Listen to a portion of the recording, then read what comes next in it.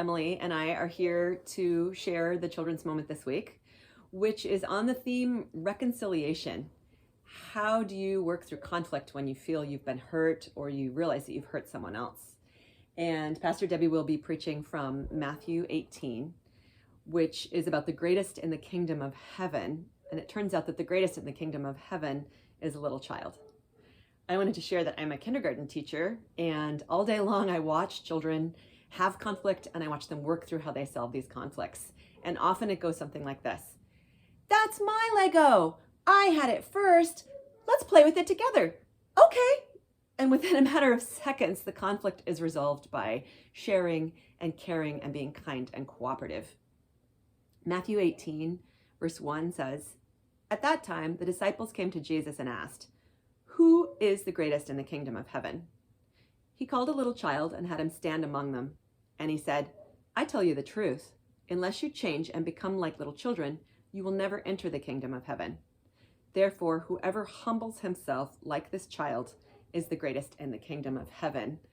I'm always amazed at how quickly a child is willing to say, "I'm sorry."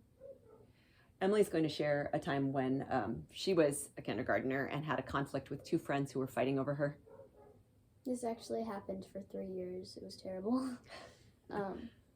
I had two friends that would always fight over who would be friends with me and actually tried to make me choose just one of them. And I told them that that wasn't okay and that I took myself out of it to solve the problem. What I really like about how Emily handled the problem is she decided not to participate in the hurt. If she picked one friend, the other friend was hurt and left out. If she picked the other friend, the first friend was hurt and left out. And it seemed like no matter what she did, they were determined to be in conflict with one another. So when she decided not to participate in the conflict, I love you both, but I'm not going to take sides, it began to resolve for her. And she had to hold the line and continue to stay strong in that way, which wasn't easy. But eventually it helped her to be friends with both girls and not to feel so torn up inside herself. A situation of emotional conflict that I had in my own life was at the time that Timmy was born, I ended up in a conflict with an extended family member. And the conflict was over a decision that I made that really hurt this person. And they reacted in anger. And I spent my energy and time trying to convince them that my decision was valid, that my decision was logical. I amassed an army of other people in the family who agreed that my choice was the right choice. And no amount of trying to convince her that I was right moved the needle at all in having her open her heart to me and be willing to forgive what happened in the situation. When I finally humbled myself and said, "I'm really sorry that being right was more important to me than your feelings," we began to reconcile and to accept one another and to move forward in a positive direction.